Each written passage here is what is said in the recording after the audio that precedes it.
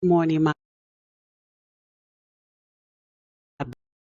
it's me, your girl Kendra here. And one of the things I had to come on here and talk about is being a giant slayer.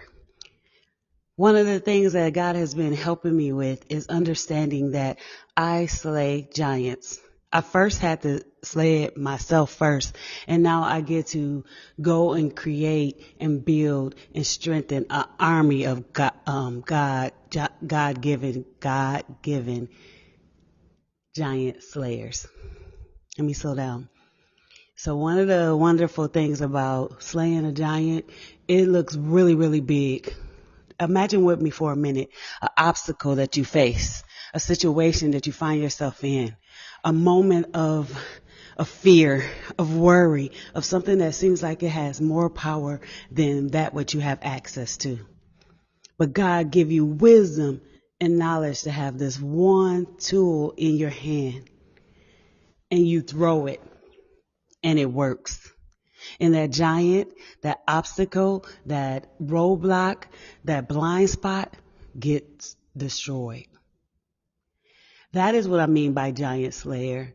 A slayer that can slay the very thing that had you doubtful, living in fear, worried, unsure, thinking of how can you.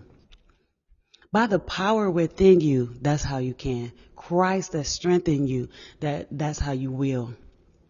By wisdom, knowledge, and understanding, that's how you're going to know which tool will work. So as I explore this moment for a minute, I just wanted to highlight you are a giant slayer. I was faced with several obstacles of facing this, that, how to do this, how to do that. And the more I feared, the more I had to keep asking myself, what side of fear are you going to be on?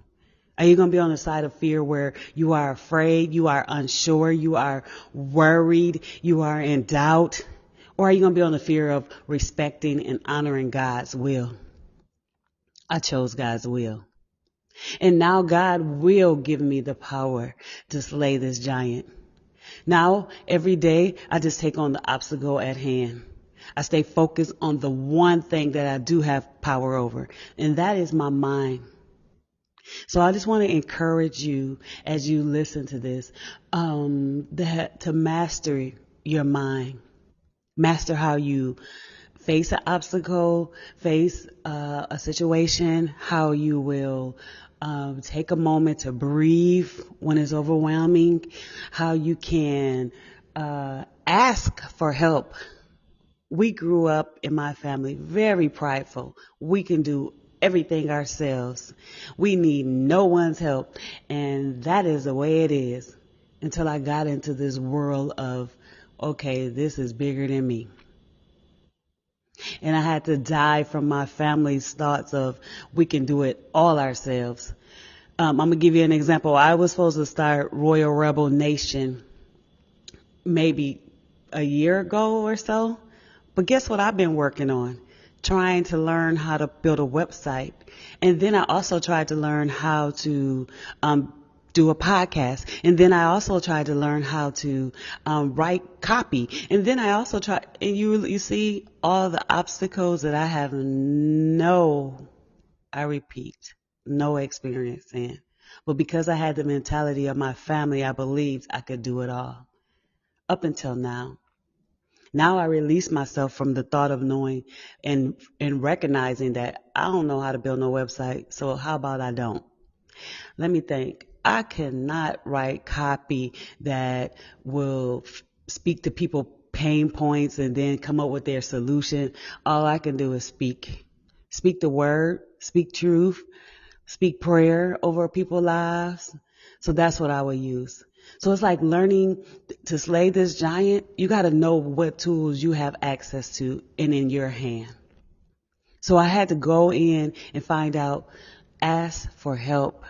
Go in and find out that what I can do is talk my way through it and bring other people on the journey. Because before, the Miss Perfect in me would have waited until I got it all perfectly done and then presented it to you all like, look what I did. I got it all done right, only to find out that before you know it, they update everything. And so therefore that is no longer. Let's just think about MySpace. Everybody was on MySpace for a minute there, and now you don't even know what that space is. So it's like, let's don't get caught up into how we should do something as opposed to staying on task of what we have the ability to get done. You are a giant slayer. I am a giant slayer. Please say that every day. And then ask God for the wisdom how to slay this giant. It only look huge because you feel small. But once you become the giant in your mind, the obstacle become small. So it's like a reverse, like living in reverse, like expanding in reach. So I just want us as the body of Christ, as believers, as people on the mission to win, as giant slayers, to think on those things as though we win. Because I want you to make sure you take the time to look at what you have in your hand. And if you're not aware, ask God to give you wisdom of what to do with what you got. I'm going to end with this story about the widow. It was the widow. She was thinking like, oh man, I'm about to, in the Bible, she was thinking, I'm about to eat this cake, me and my son, and die.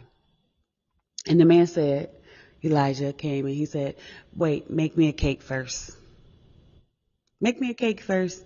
And then if you feel like you're going to die after that, then that's cool. So just imagine you believing you at the end, this giant is there and is about to destroy you and your family. And then somebody walks along and said, hey, that little you got, give it to me. And out of obedience, the widow did so. And do you know, after that, she was never hungry again. And her family survived. So she slayed a giant. So sometimes our thing is, it might be just to give it away. Or sometimes it might be just to keep pouring in the oil in an empty vessel. We don't know our journey. Only God can reveal it. So I'm just asking that you take the moment today to ask for wisdom, ask for guidance, seek direction. That giant, you're taller than it, you're bigger than it, and most of all, you have the weapon to destroy it. Well, I thank you for today. I just wanted to feed you just some insight that I gained from myself, and that I would know that I know that I know that God is with me. And I just wanted it for you to remember that He is with you too. All right? You have a brilliant day today, and be about your Father's business, and most of all, shine. This is your turn. It's my turn, and it's yours too. Will you join me?